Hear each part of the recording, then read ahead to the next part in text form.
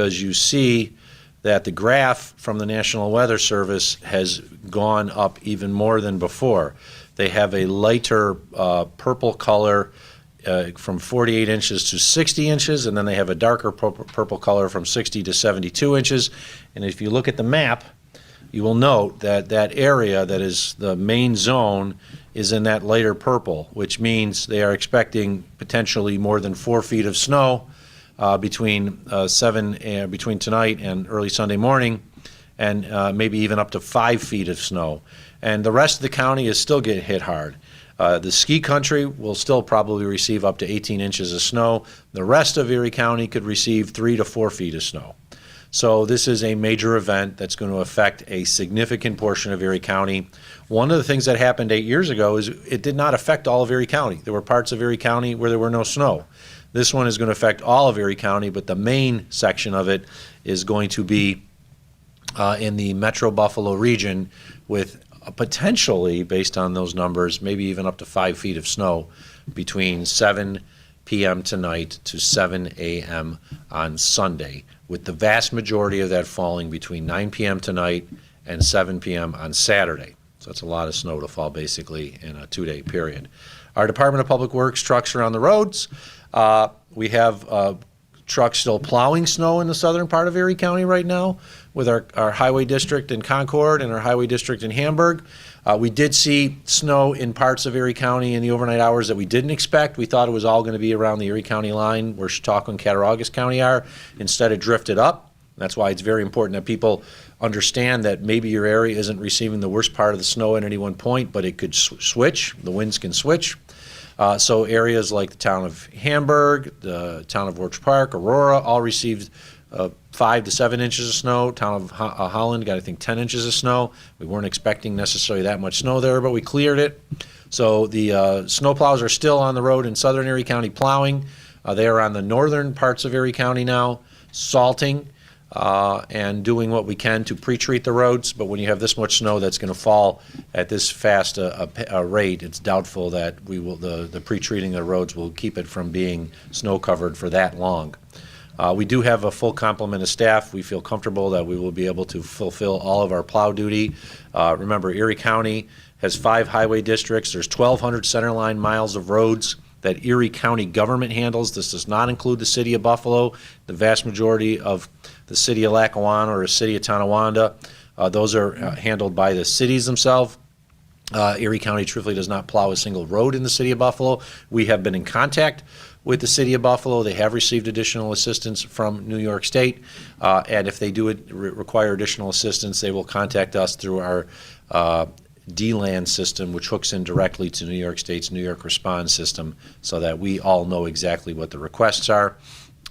So the lower part of the county, the colors you see in purple and green and that kind of salmon color, they're actually seeing some snow right now. We haven't seen it yet in the northern part of the county, but it's coming. I'll turn it over to our Deputy Commissioner of Public Works for the Highway Division, Karen Hoke, to talk a little bit more about what they're doing, and then we'll turn it over to our Commissioner of Emergency Services when I talk about the Emergency Operations Center. So. Thank you. Our fleets are ready to go. We have our staff ready for 24-hour coverage. However, our biggest concern at this time is the snow rate at the way it's going to fall. When we're looking at 1 to 2 inches, that's usually what we can navigate in managing some of our beats. When we're looking at over 4 inches coming down per hour, that can present some significant challenges. So we are ready to go. We have staff ready to cover this weather that we're planning, but we're just encouraging everybody to be mindful of the travel advisories, stay home if you can. Also, give our plows room to work, stay back the 200 feet so that they can do the work that they need to do to get the roads cleared. Thank you. Thank you, Karen. Our Emergency Operations Center will open at 7 p.m. tonight. This is a picture from a couple hours ago. It's set, it's ready. It is staffed by the Department of Homeland Security and Emergency Services. This is the building where we have the Fire Training Academy as well. It will open at a level 2 activation, which means that all hands are on deck, but we don't have the level 3 is the worst situation, but we are ready to go. starting at 1900 hours tonight, 7 p.m. I'll turn it over to our Commissioner of Homeland Security Emergency Services to talk about what will happen there for those who aren't familiar, but also what they are doing to prepare for this incident. Thanks, Mark. Just a quick little overview of the Emergency Operations Center and what we do out there. We're kind of like the traffic manager for this particular incident as it relates to connecting with the state as well as connecting with our partners in the towns, villages, and even the city of Buffalo. So we're the conduit to not only work with our partners within county government, highway, to make sure that they're getting the resources that they need or assistance wherever, but also working with the first response community. I want everybody to keep in mind, our biggest enemy here for the next 48 to 72 hours is a lack of common sense. We know this is coming. We know we're going to get a lot. Even if we don't get as much as we're supposed to get, it's wintertime, and we just need people to take note of what's coming, use common sense, let our first responders, including all of the plow operators and those people that are going to be out there for the next 72 hours, that they can do their jobs and we'll get things back to normal as quickly as possible.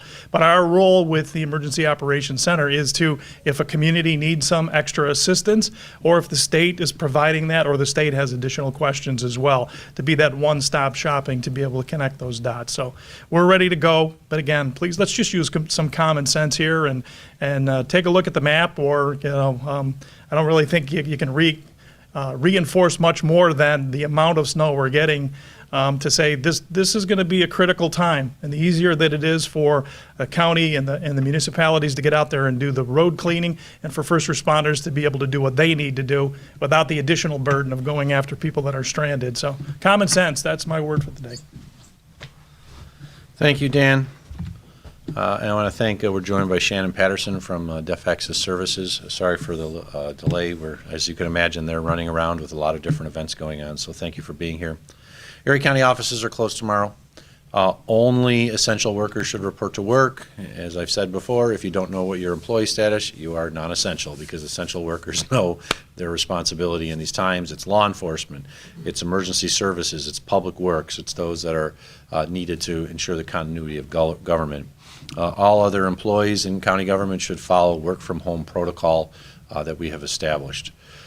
Commercial vehicle road closures is at 4 p.m. today. This means, of course, tractor trailers are prohibited from driving on the New York State Thruway, Interstate 90, from the Pennsylvania line to exit 46, which is the 390, the 190, which is the Niagara Thruway, from Route 62 to I-90, the Thruway. That's basically the entire length of the Niagara Thruway. The full length of the 290, the full length of the 990, Route 33, the full length, Route 219, from Route 39 to I-90, Route 400, the full length of Route 400, and Route 5, the Buffalo Skyway, will be closed for commercial vehicles from Tiff Street to the end of the Skyway in downtown Buffalo. Regular vehicles can drive on these roads. As we've seen in past snowstorms, it's possible and probably probable that these roads will be closed to all vehicular traffic, depending on the conditions.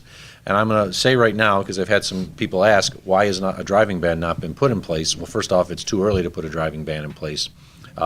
We are considering putting a driving ban for the affected areas of Erie County later tonight. We will announce it later tonight if it's to come. At that point, I'd have to declare a state of emergency. We cannot put a driving ban in place until we have a state of emergency, and then we'd identify where the driving ban is. I do not anticipate, if we implement the driving ban, it will be all of Erie County, because there are some parts of Erie County that will not be receiving as much snow as we're seeing in the downtown Buffalo and metro region. I would say stay tuned. People who are working second shift, we want them to be able to get home from second shift, but considering it's expected that heavy snow is to come in our region at 9 p.m., we expect a decision on a state of emergency and a driving ban for tomorrow to be made by 11 o'clock tonight. So we will let all media know our decision with regards to a driving ban for tomorrow as of 11 p.m. tonight. And that also gets to the recommendation for private businesses for Friday. The current forecast holds, which we're expecting it to. We highly recommend that private businesses close on Friday. If a driving ban's in place, you're not going to be able to get your workers to and from anyway. But we think it's better if you just announce to your employees today that you're closed tomorrow to save the possibility and the issues of employees going to work thinking they have to go, even if a driving ban is in place. Schools, we made a recommendation yesterday that most schools should consider closing, and as you've seen, almost all schools in Erie County have announced the closure for tomorrow as well as after-school activities for today. I would recommend you check with your school district for related information, especially on after-school programming for today and classes for tomorrow. There may be some classes in the southern part of Erie County, some school districts that are open. Check with your school district to find out, but as it appears right now, almost, I think, every school district, including the City of Buffalo School District in the northern part of Erie County, has already announced that they will be closed tomorrow. Happy anniversary. Today is 8 years since Winter Storm Knife, this November. It really is something that these storms are hitting on exactly the same day. I don't know what it is about November 17th, but I will say this. Back then, Lake Erie had very warm temperatures, about 50 degrees. The Lake Erie temperature right now is about 50 degrees. And it is that additional moisture that this storm that's coming in from the west will be picking up that we will see the dumping of a lot of snow. Now, I don't expect the gradient to be exactly like it was 8 years ago, in which you could be just outside of the snowstorm in sunshine. And if you remember correctly, last time, there were golf courses that were open in Erie County, in the southern part of Erie County and the northern part of Erie County on November 18th, while it was snowing cats and dogs and everything else in the center part of Erie County. I don't think that'll be the same because this storm appears to be much wider. First off, it was a 10-mile wide snow band 8 years ago. The Weather Service says the main band will be at least 20 miles wide, and there will be extending out further, and that's why we'll be seeing a significant snowfall for all of Erie County. But it is pretty ironic that it's falling on exactly the same day, just 8 years later. As has been reiterated by so many people over the last 24 hours, the best thing you can do to help us deal with this weather and get through this storm is stay home. You are an obstacle to our plow trucks when you're on the road. And when you get on the road and you get stuck, our plows can't get past you. That's what happened 8 years ago. Commercial vehicles tried to avoid the closure of the thruway, and they went on suburban arterials and roads in the city of Buffalo. They got stuck. Cars got stuck. And no matter how good a plow driver is driving a giant multi-ton vehicle, if they've got cars in front of them that are stuck, they can't go anywhere.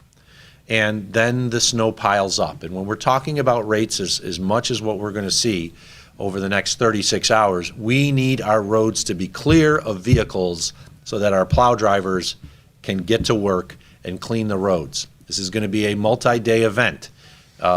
If the roads are not, if our plows cannot get down there, the snow will pile up. At that point, we can't push it with a plow.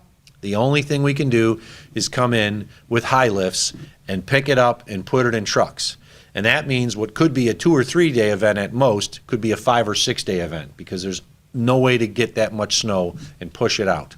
So everyone, once considering they're saying that the heavy stuff's going to start around 9 p.m., please be off the roads by 9 p.m. You don't want to be out there when 5 inches of snow per hour is coming down. Those are whiteout conditions. The winds will be blowing, especially around Lake Erie, at 35 miles per hour. Could be blizzard-like conditions with whiteouts. Please stay home. The only people who should be on the roads after 8 o'clock tonight are those that are public works, our law enforcement, and emergency responders. There's no reason for anyone else to be out there.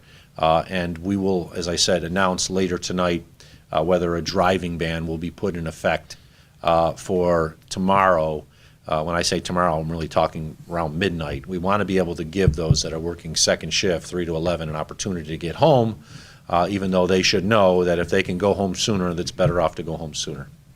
With that, we'll open it up to any questions.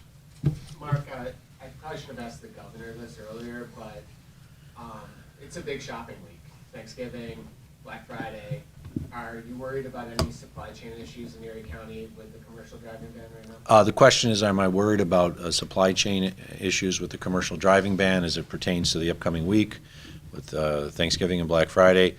If it goes as I hope it'll go, that this is like a 2 or 3 day event at most, then I'm not worried about it in the long run. If this is to continue for an extended period because we can't get to the roads because they're blocked, then I'd be concerned. I do know we've been in contact with various grocers. I know Tops is anticipating being able to still deliver through their trucks during the heart of the storm to local stores in case food runs out. I think Wegmans is the same way. There's going to be a commercial ban on trucks, so they're going to have a tough time getting around. They are considered essential, but just remember, one of those trucks, any truck can block a road, and then there's nothing you can do. That's exactly what happened 8 years ago. I remember when we got the Air One video of some of the major routes that just showed truck after truck stuck because one truck got stuck, and then the plows got stuck. Of how bad it became then.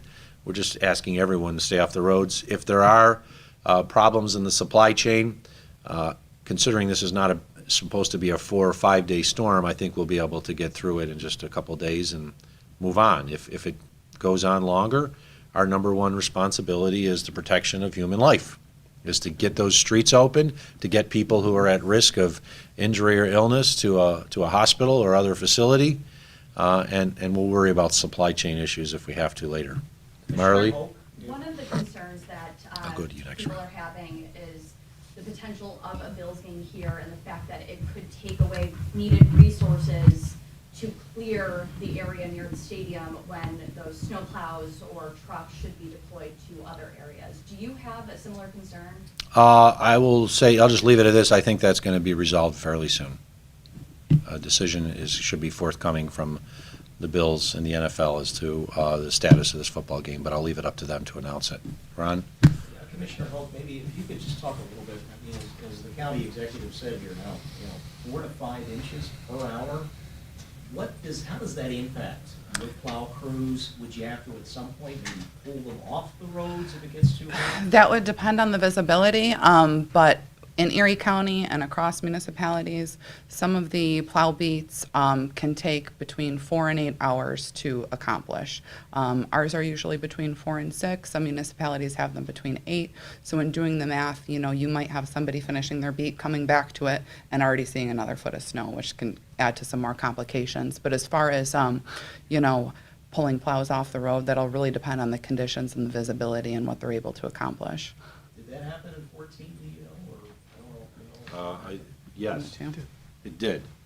There were times in which we had to pull the plows off the roads because they couldn't see.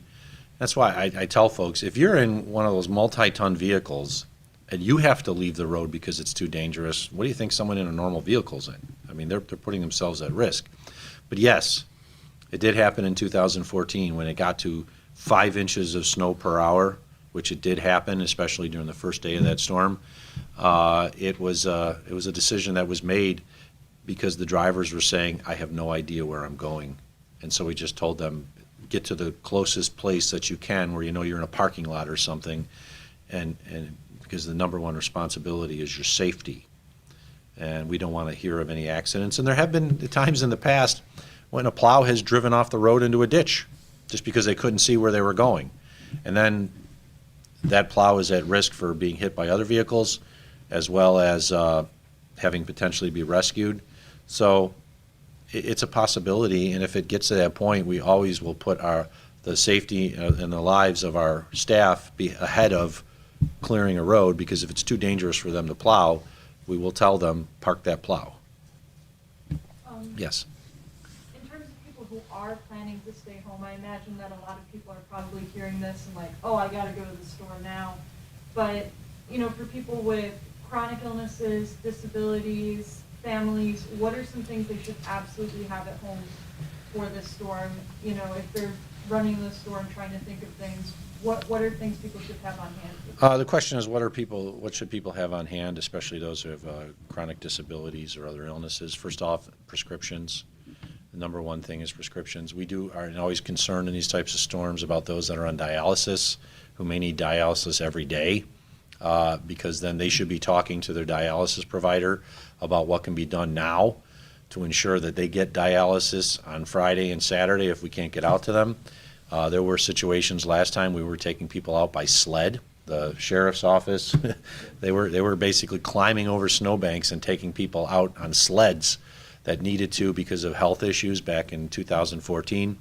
Of course, I'll turn it over to the commissioner to talk about what you should have in your house. We're worried about power outages. There are still trees that have leaves on them. Most of the trees have shed their leaves, but others have not. And it's not uncommon in a heavy wet snow for trees to take down power lines and then loss of power. So, Commissioner? Yeah, honestly, I would defer to the individual. You know what your dietary and your medical needs are now. You just want to make sure that you have an appropriate supply. You want to make sure that you're capable of either taking care of yourself or having someone else who can assist you. In worst case scenario, there's also going to be other options to be able to do that, other notifications that can be made, or we can, through the Emergency Operations Center or even through your local municipality, assist. We've done that many, many times before. So I would say, you as the individual should know what you need for 2 days or 3 days. We're not talking about 2 weeks. We're not talking about needing to evacuate because of flooding or something major. We're just talking about waiting things out for a couple of days. That's why everyone's contribution here to stay off of the roads, to use common sense, ultimately could save someone else's life. So that really needs to be the message beyond the message. Yeah, and I'll just add, it goes to the Public Works, working with the City of Buffalo Public Works State. We have a responsibility. We try to clear out and make sure the hospitals, the routes to the hospitals are open, because those are the most urgent potential need. If somebody's having a heart attack, and we assume that there will be, unfortunately, a few who are trying to shovel the snow who will have a heart attack, well, if we can get to them in time, we want to be able to get them to a hospital. So those roads are always kept open. But to each and every one of you who are out there wondering what you're going to do for the next 2 days, best thing to do is just sit back, read a good book, watch the reports, and just realize that this is Buffalo. We deal with this. We just don't always deal with it in these extremes. Though I'll have to admit, this is, I think as county executive, I don't know how many blizzards we've dealt with now. We've dealt with quite a few, and I can't remember any county administration having to deal with these many significant storms.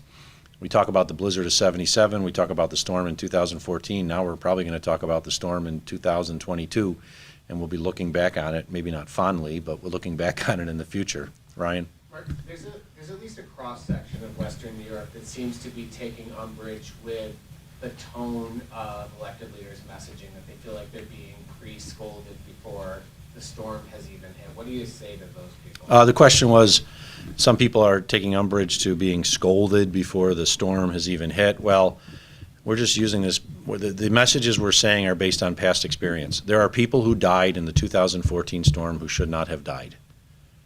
They were warned and they still went out and got in cars. I just would say to the folks, please follow us. We're not scolding you. We're just trying to protect the public.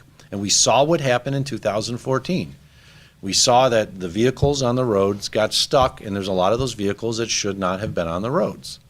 And that created much more problems. And then if our plows, if the state plows, city plows can't get down roads, then we can't do our work. We're not trying to scold anybody, we're just trying to warn. And I still think back to the 2014 storm, and there are a number of individuals who are no longer with us who should be, but because of whatever decision, they decided to venture out into the storm and didn't make it through it. And that's something I mean, for those families and others, we just feel bad about. Those individuals perished when they shouldn't have. So I'm just hoping to avoid that scenario here. The best type of storm that we could have would be one that's really bad for a couple of days, but there's no deaths. And I remember the first few blizzards that we dealt with, we didn't have any deaths. And we were like, yeah, we didn't have a death in a blizzard. And I'm trying to avoid that as best as possible. And if somebody thinks I'm scolding them like a school teacher, I'll live with that as long as we don't have any deaths. Just to follow up on that, I mean, would there, even though it's common sense, as you say, and they're maybe taking their lives into their own hands by going out, could there be any teeth in that driving ban? I mean, Can somebody be cited? Yes. The question is, could there be any teeth in a driving ban? And the answer is yes. It's actually, I think, a Class B misdemeanor. And so you will be and can be ticketed, written up. I still remember back in 2014 when we had the driving ban on and we had the National Guard with M16s and people were like, I got to go pick up my pizza. It's like, no, there's a driving ban. You do not enter this location. You can't go any further than another 150 yards. And they can be cited with a misdemeanor. Now, when people go out there and get stuck, they call 911 for help. And then it's the sheriff's office deputies. It's the volunteer fire and paid fire in the city of Buffalo and Lackawanna. They have to venture out to try to rescue these people. So not only is their life put at risk, but the lives of our first responders have been put at risk. And they'll go. They'll go to try to identify and find where these people are and rescue them. But it's unnecessary if we can just keep the people stay off the streets. And I'm all for if a driving ban's putting in place and people are violating the driving ban, giving them that citation, that ticket, because they need. It's part of what we're doing to protect the public. This is all about protecting the public. It's not about making people's lives miserable. You got a question? I understand the budget was increased this year to deal with storms like this. Considering this is probably the new normal, as you said, there are more and more blizzards closer and closer together. Is the budget going to have to continue to increase to accommodate all these storms? The question is, will our budget have to increase with not only this year but going forward as a result of these storms? And yes, we have put more money into our various departments. We've increased staff in the Department of Homeland Security, and the Department of Public Works. I know the Sheriff's Office has had increased numbers, including what we're proposing for the road patrol next year, which are the officers who are going out in the field. It is something we've had to deal with. The one thing I do not want is Erie County to be accused of not having enough staff to respond to these situations. So when it comes to the Department of Public Works Highway Division, we will have staff on hand so that no one can say that we did not have enough people to man our vehicles and go out there during the storms and plow, but then we use those individuals during construction season, during road paving and other season. It may be the new normal that we deal with, especially as we're having climate change discussions. Buffalo and Erie County are talked about in the future as being a climate refuge. And we're seeing, I think, just the number of storms that we've had, especially strong lake effect storms. When you look back at the history prior to the 50, 60 years beforehand, we had lake effect storms, but nothing to the same degree that we've been having lately, where 3 to 5 inches of snow per hour was unheard of. Maybe one storm every decade or 2 decades. Now it seems to happen 3 or 4 times a year. And that's scary because these are these bad storms that can really, really affect us. Mark, on that, when those storms are generational, a lot of times the administrations lose the lessons that happened from the last time because they weren't there. Does it help at least that 8 years ago you were in office, Mayor Brown was in office, Dan Everett was standing there at the Emergency Operations Center? Does it help prepare for this kind of storm when you've done it before? The question was, having the institutional knowledge of having gone through these storms with others that are still in government, does it help with the preparation? Yes, it most definitely does. It makes a big difference having gone through it. You learn from the past. We all make mistakes. We all make decisions that we wish we could take back. And in this situation here, it's one of the reasons why we're making the warnings as much as we are now, because we know what happened in the past and we don't want to repeat that. Can we prevent that? It's in the public's hands.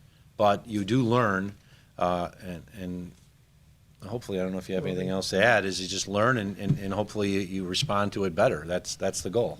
And I would say as part of any, we do an after action. We take a look. So I mentioned it during the press conference the other day. When you see those gates that are on all of the major interstates, those started out as just a few here and there. Then we had an incident, we had a major storm, and we said, well, why don't we have them in more places? So, working with our partners and that institutional knowledge also goes a little bit beyond that. It's to be able to pick up a phone and talk to the captain of the state police or to be able to make a call to the local municipality emergency managers to have that built-in relationship. I mean, people come, they go, they retire, but it is absolutely critical that you have that. But from a reflective point of view, we always take a look at what could we do better. And sometimes we're actually rougher on ourselves. We don't give ourselves credit for the things that went well. We're more focused on the things that we need to improve. But yeah, it's a constant process. And as I said, it's done in July when it's 85 degrees outside. We're having these meetings and these discussions and working with the sheriff's office and close relationships with all of the departments within county government. And just to finish on that, at 2 o'clock, I had a conference call with local officials from the cities, the towns, and there's a lot of familiar faces on there that I've dealt with in previous storms. As we like to say, this isn't our first rodeo, but sometimes the bull is different than the one before. So you've got to be prepared for anything. And I think that's exactly what we're trying to do in this situation. Any more questions? We talked a lot about Winter Storm Knife today. Do you have a name for the storm? Well, a couple of years, the question was, do we have a name for the storm? A couple of years ago, based on our then Deputy Commissioner of Highways, Charlie Sickler, he started naming storms based on local breweries' brews, which is very Buffalo, and it fits in also with the old Jimmy Griffin statement. So yes, we do have, and it is made, the name of the storm as it pertains for Erie County purposes is that IPA, which is brewed by Community Beer Works in the city of Buffalo. So we finished last year with our storms in the S. We decided to continue in the T, so we started with that IPA. And congratulations to our friends from Community Beer Works. You got a free plug. A couple more questions and then we'll end it up. Ryan? Gig economy is kind of new from 8 years ago. With regards to Instacart, to Uber, what are the rules going to be for them? Obviously, the companies are probably going to offer them more money to go out. The question was with gig economy and Instacart and Uber, I mean, they are not essential personnel. They will be ticketed. So just because someone wants to have a delivery from a pizzeria or one of our food grocery stores, that is not essential. So if it's a driving ban's in place, those individuals that are in those positions are only going to cause problems because they're going to be on the roads when they shouldn't be. And truthfully, you don't want to go out on the roads if it's snowing at 3 to 5 inches per hour. It's dangerous. Which also goes back to, no matter what, everyone should ensure that their vehicle has the emergency supply kit in it. But if it's a driving ban's put in place, everyone should be off the road except for law enforcement, first responders, our public works, and any others that are there for the continuity of government. Last question. Based on everything you said today, it doesn't sound like it would be prudent to have the game on Sunday. Are you in close contact with the NFL? Because that would mean teams would have to travel in on Saturday. I mean, everything you said tonight, asking people to stay off the roads, it sounds like it would go against. The question was, based on everything that we've heard, is it fair to say it wouldn't be prudent to have the football game on Sunday? Are we in contact with the NFL? I am personally in contact with the Buffalo Bills. Other members of our staff are in contact with the Buffalo Bills.